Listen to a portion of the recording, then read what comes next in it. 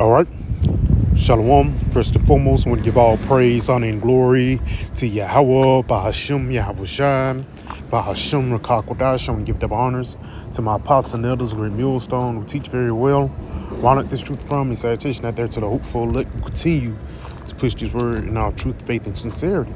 And today, man, just basically, you cannot buy back your time. You go into, I think Sunday is going to be daylight saving time, which ultimately is a minute effort for Esau to try to, bring back time. One thing that Esau is obsessed with is time. And the reason why, there's one thing, one of the most valuable things upon the planet Earth, but there's one thing that you can't get back, time wasted. And Esau, ultimately, he want to rewind back time so he can extend the wickedness of his kingdom.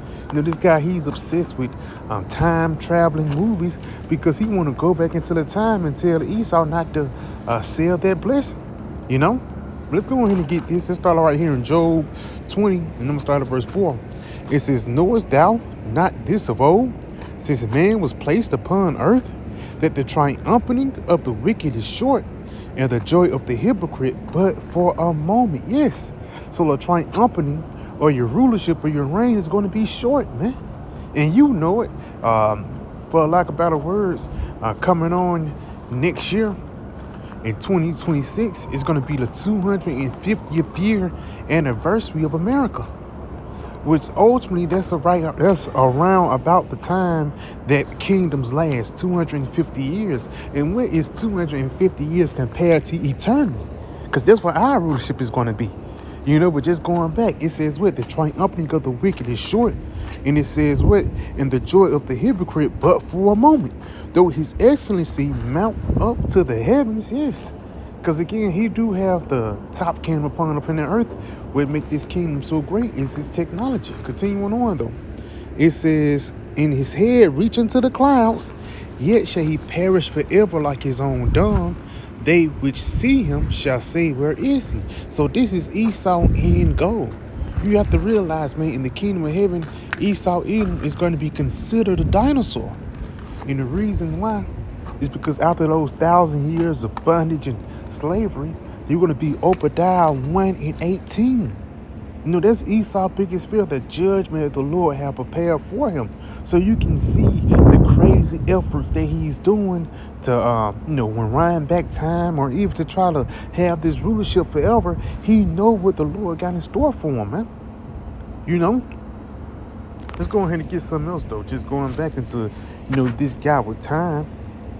Let's go to the Revelation 12 and verse 12. Because that's one of those minute efforts that he's going to do, which ultimately is going to affect everybody. The time of Jacob's trouble. But ultimately, it's not going to affect the will of the Lord. Because about him trying to stop prophecy is going to be a way for him to fulfill prophecy. This Revelation 12 and jumping down to verse 12. Therefore rejoice ye heavens, and ye that dwell in them. Woe unto the inhabitants of the earth and of the sea. For the devil is come down unto you having great wrath, because he knoweth that he hath but a short time. Yes, this guy, he know it's only a matter of time before his kingdom get taken out. And we can see that the economy is failing. People are not in their sheep mentality like they used to be. People are more awoke, quote unquote, now. People actually look up information, and ultimately people know that you the devil that the Bible speaks of, man. One of the most hated people upon the planet Earth is the white man. And it's not just because of his skin color. No, it's because of the things that you did upon the planet Earth. The only thing that you produced upon the earth was wickedness and death, man. And you don't think that the Lord is not going to repay you from that?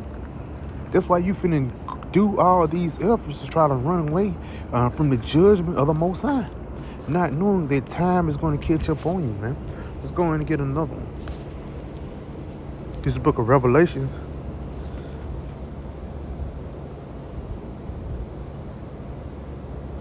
I think that's 16. Because it's a biblical timeline. It's a prophecy timeline, man. And a part of that timeline is with the destruction of Esau. Let's go ahead and get this done.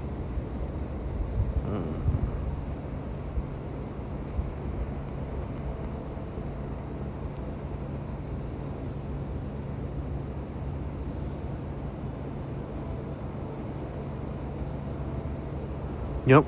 Here you go. This is the book of Revelations 9, and I'm going to jump down to verse 15. It says, and the four angels were loosed, which were prepared for an hour. And matter of fact, let's just see what those four angels is, man. Because you got to see that Yahweh Shai have everything predestinated. Let's go ahead and get this. Revelation 7 and verse 1. And after these things, I saw four angels standing on the four corners of the earth, holding the four winds of the earth, that the wind should not blow on the earth, nor on the sea, nor on any tree. Now, those angels is basically holding back the destruction, the nuclear missiles, man. And the reason why, because it's going to be predestinated. It ain't going to be too fast. It ain't going to be too quick. The Lord is going to send the missiles right on time. Because ultimately, the missiles is going to be the stamp that this kingdom is over with. Let's go ahead and continue on. It says, and I saw another angel ascending from the east, having the seal of the living power, and he cried with a loud voice to the four angels to whom it was given to hurt the earth and the sea. Yes. So these winds is just not talking about a gust of wind. No, this wind is talking about that nuclear heat, that destroying wind, man. It's called an aftershock. As soon as the nuclear thing hit, the nuclear fission hit, the nuclear bomb hit, the most dangerous thing that's behind it is that 1,000,000-degree wind, man, which is going to liquefy things on this side, man. Let's go ahead and continue on. That's why it says it was given to hurt the earth and the sea, saying, hurt not the earth, neither the sea nor the trees, till we have sealed the servants of our power in their foreheads. And again, that's a beautiful part of us, preaching his word, man. Because us preaching his word and us hearkening unto the word, for the lack of better words, now you have hope, If you don't know about, the missiles hitting this place and the only way you can get out of it is through a UFO, you wouldn't even look for it, man. So when these missiles come, while everybody's going to look at it as the end, we're going to look at it as the beginning. That's why the scriptures say, wait, Esau is the end of the world, and Jacob is the beginning of it that followeth. Hey, man, after this, bro, we're going to actually know how it feels to live, man.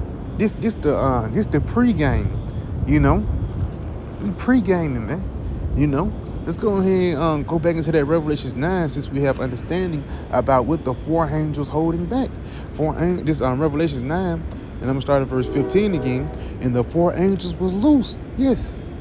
And it was a command. It says, which will prepare for an hour and a day and a month in a year for to slay the third part of man. So it's going to be all the way down into the damn millisecond that the Lord is going to shoot off the missiles to destroy the third part of men.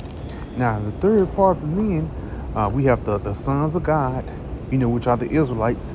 We have the sons of men, which is ultimately the nations.